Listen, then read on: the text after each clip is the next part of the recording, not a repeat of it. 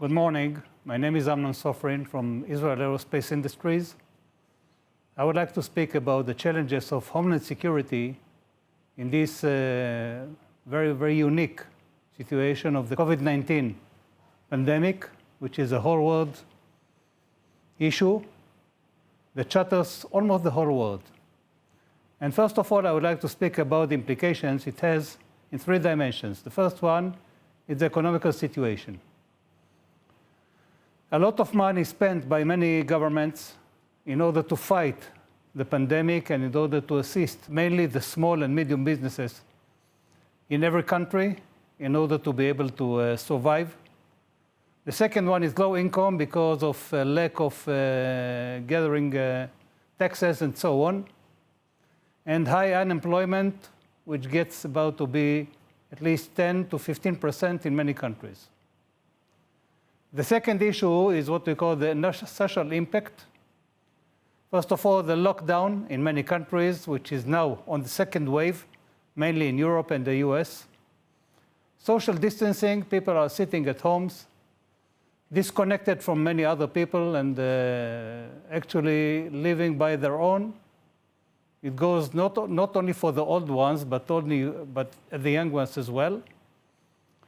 No entertainment, people cannot go out, cannot go to see movies, theaters, and so on. And it has security impact.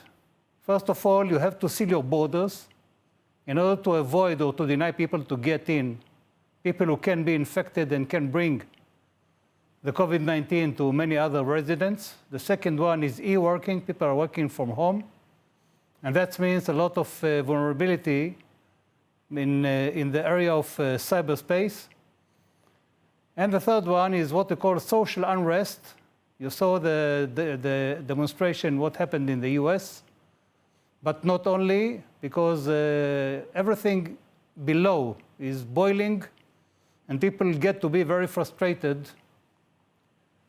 And that means that this combination of deteriorating economical situation, unemployment, and the frustration could lead to, first of all, increase in criminal activity and major protests like we saw in the US.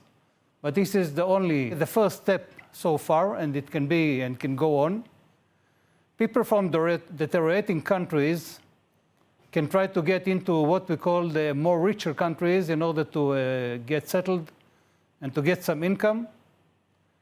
And the increase of terror activity is not only related to the COVID-19, but everything becomes more extreme at this time of the pandemic. The outcome is, first of all, you need to tighten your borders control and then to enforce the law and to enforce the security forces in order to be able to fight unrest, protests, criminal activity, and terrorism. The pandemic caused us to reassess our course of action, and everybody joined the effort to flatten the curve in order to have better quality of life. And that means it has some major impacts. The first one is many entities, including the defense companies like Israel Aerospace Industries, decided to join the global effort in order to try to fight the pandemic and to assist fighting it. You have two examples. The first one is a radar that was actually adjusted to measure the heat and to try to find out if somebody is ill. It was an experiment that was carried out in a hospital in Tel Aviv, in Ichilov. And the second one is an attempt to try to predict if somebody is ill, what is going to happen to him on the next phase.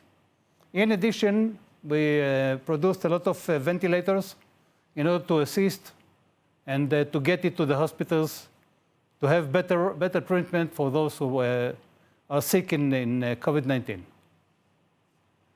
About borders control, most of the countries made a lot of efforts to tighten the borders control on air, on land, and from sea. And the main challenges are, first of all, ongoing monitoring of the border area to try to find out as far and as early as we can. If people are trying to get in, illegally of course, early detection of people who are trying to get in, and then to launch an interception unit to deny any attempt to get in illegally to the country for any other activity. It can be to get some what we call asylum, or to get the ability to work and to gain more money or anything else. We developed a concept which is called Virtual Border Control, VBC. It is a tailor-made solution for those challenges, and I'll demonstrate it in a short description. The first phase is to gather information and early and as far as we can using two main elements. The first one is cyber capabilities, and the second one is gathering information from long-range SIGINT capabilities, mainly satellite interception of people calling from one country to another to coordinate, to try to find out some mutual solution. The second one is what we call static elements that are deployed along the border that can monitor the area into the other side of the border to about 20 to 25 kilometers and to try to find out if somebody is getting in and somebody is approaching to the border, illegally of course. If we find out some effort like that, we enforce this deployment with a mobile surveillance system that can be launched. It has on top of it a radar and electro-optical system that can scan the area up to 8 kilometers, and it can focus on a certain area where you have suspicious activity. And then you can launch a tactical UAV that can scan the area, monitor and focus on the same area, and track the people who are trying to approach to the border. And the last phase is to launch an interception unit that can get in and deny the hostile activity or the illegal activity or any other activity. The second issue is cybersecurity. A vast amount of people working from home, children running at home, raised a lot of use of networks, and people are making a lot of use of that, video conferences and so on, and all kinds of variations that are available in the market. Hackers and attackers found a new huge, what we call a game code for the illegal activities. And from the beginning of the pandemic, there is a huge increase in cyber crimes, online scams and phishing. People are trying to get into your own computer and get hold on your possession, and they ask for ransom for that. Disruptive malware, ransom and denial of access, and malicious domains. We have a solution that was implemented in some countries. It is called the National Cyber Center Solution. The idea is that you gather the information by cyberspace and other sources as well. You actually form and process all the information. You get a situational awareness, and then you have to make up your mind how to react. Should you activate your defensive suit or carry out any other activity in order to deny any attempt to hit your infrastructures or so on? And of course, it is operationally proven because it was implemented, as I said before, in some countries, and we know that it is working very well. When we speak about criminal activities and terrorism, security forces that are operating within the country and in the inside borders of the country are facing a lot of attempts to carry out criminal activities, to carry out terror attacks. We saw it happening in the last few weeks in Europe, in France, in Vienna, and other places, and of course, it's not the end of it. And we are proposing to enhance the security borders with what we call mobile gathering system that will enable them to detect the illegal activity and to try to detect them and to find out exactly who is who and where he is located.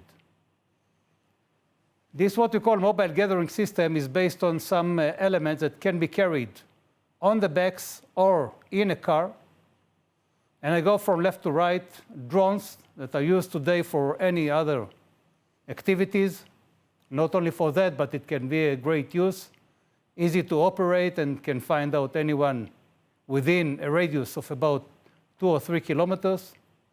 Portable radar that can be displaced. In some places, it has a range of 2 kilometers.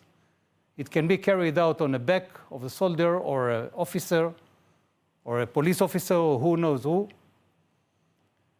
Mobile surveillance system is not adjusted specifically for urban areas, but it can be implemented as well.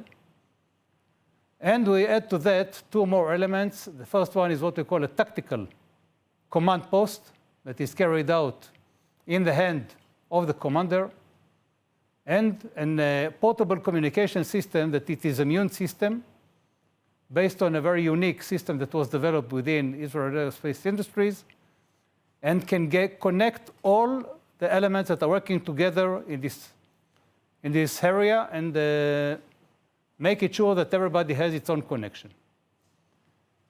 This suit was implemented in many countries, and it is operated very well, and it can enhance the ability of the security forces to gather information, to find out where the activists are, and to try to close the area and try to operate more accurately. There is a great use of robotics today during the pandemic. First of all, to deliver medicine and other supplies to a certain area. It can be within the hospital. It can be in certain areas where there is a big infection of people, or places that are very far away from, let's say, the central area. That can bring medical and other supplies to areas or remote areas. And of course, this need raised up an innovative wave of new solution to assist in each one of the cases. 3 examples. The first one, from the left, you see a drone carrying out medical supplies. In the middle is carrying out supply, food, or anything else. And in the right hand of the slide, you can see a life-saving drone that can save people by throwing elements into the sea or any other place. If I want to conclude, the worldwide pandemic forced IAI and other, of course, security and defense companies to reassess its course of action and to adjust its activities to the new reality. First of all, to convert parts of its ability to support the fighting and to prevent the spread of the virus in any other cases, in many places. To propose support in enhancing borders control to different countries.